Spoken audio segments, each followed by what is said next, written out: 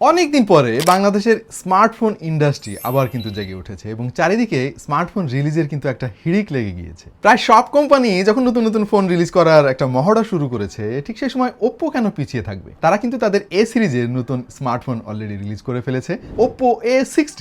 আজকে আমরা Oppo A60 এই ফোনের আনবক্সিং এবং ইনিশিয়াল ইমপ্রেশন আপনাদের সঙ্গে শেয়ার করব। তাহলে চলুন শুরু করে ফেলি আমাদের আজকের সংক্ষিপ্ত এই ভিডিওটি।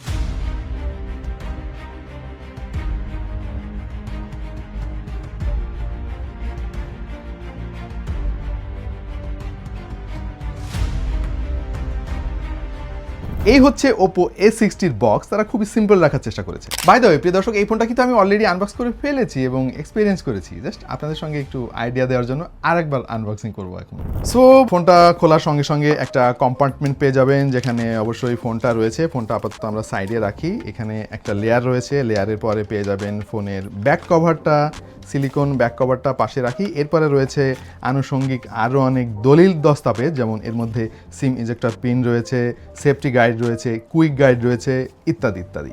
এরপরে রয়েছে একটা টাইপ সি কেবল এবং 45 ওয়াটের একটা ফাস্ট চার্জার। সো ফোনের বক্সের মধ্যে কি কি রয়েছে অলরেডি আপনারা সেটা দেখে ফেলেছেন। তাহলে চলুন আমরা এই ফোন সম্পর্কিত আরো কিছু তথ্য জেনে আসি। এবং প্রথমেই ভাই ডিজাইনের কথা বলতে হয়। এই ফোনটা কিন্তু একটু অন্যরকম লাগলো আমার কাছে। মানে ওপ্পোর ফোনে এই টাইপের ডিজাইনের আগে কখনো দেখি নাই। তারা ক্যামেরা বাম্পেও কিন্তু নতুনত্ব আনার চেষ্টা করেছে। ওপ্পোর অন্যান্য ফোনের মতো এই ফোনটাও কিন্তু সলিড একটা ফিল পাবেন এবং ওভারঅল বেশ প্রিমিয়াম হ্যান্ড ফিল আমরা পেয়েছি। সেই সঙ্গে এর যে ওয়েট ডিস্ট্রিবিউশন খুবই চমৎকারভাবে কিন্তু ব্যালেন্স করা হয়েছে। পাশাপাশি এটা থিকনেসও কিন্তু চোখে পড়ার মতো, মাত্র 7.7 মিলিমিটার। ওভারঅল ফোনটা বক্স শেপের এবং নিচের দিকে টাইপ সি পোর্ট রয়েছে 3.5 মিলিমিটার হেডফোন জ্যাক, মাইক্রোফোন এবং loud speaker grill. By the way এই ফোনে কিন্তু স্টেরিও স্পিকার রয়েছে এবং এই ফোনে তারা ব্যবহার করেছে স্ন্যাপড্রাগনের 680 প্রসেসর, যেটা 6 ন্যানোমিটার আর্কিটেকচারের। ওয়েল মার্কেটে যত ফোন আছে আমার মনে হয় 680 বেশ পুরাতন একটা প্রসেসর এবং আমরা কিন্তু এই দামের ফোনে আরো পাওয়ারফুল প্রসেসর ইদানিং দেখতে পাচ্ছি। ফোনটা মোট দুইটা ভেরিয়েন্টে মার্কেটে পাওয়া যাবে। একটা হচ্ছে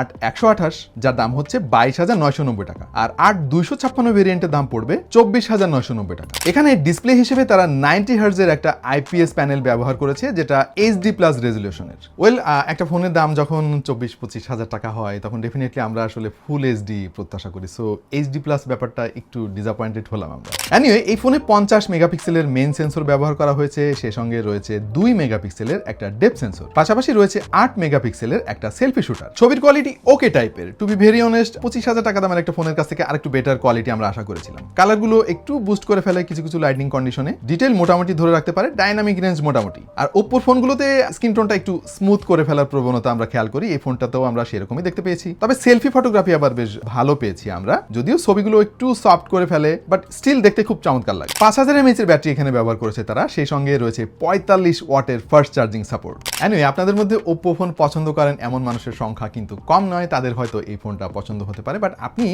যদি পারফরমেন্স সেন্ট্রিক কোনো ফোন খোঁজেন তাহলে হয়তো এই বাজেটে আরও অনেক অপশন আপনি পেয়ে যাবেন। তবে ভালো বিল্ড কোয়ালিটি এবং ভালো সফটওয়্যার এক্সপেরিয়েন্স, সেই সঙ্গে যদি ভালো আফটার সেল সার্ভিসের কথা আপনি চিন্তা করেন তাহলে কিন্তু এই ফোনটা আপনার জন্য অন্যতম একটা সেরা পছন্দ হতে পারে, আপনি যদি ওপ্পো লাভার হয়ে থাকেন। সো আমাদের আজকের এই ভিডিওটা খুব বেশি লম্বা করবো না প্রিয় দর্শক। আশা করছি একটা আইডিয়া পেয়ে গিয়েছেন। এই ফোনের যদি ফুল রিভিউ করার কখনো সুযোগ হয় আমাদের, ডেফিনেটলি সেখানে আমরা আরো ডিটেল আপনাদের সামনে তুলে ধরবো। আপাতত এখানে শেষ করতে হচ্ছে। দেখা হয়ে যাবে অন্য কোনো ভিডিওতে ভিন্ন কোনো বিষয় নিয়ে।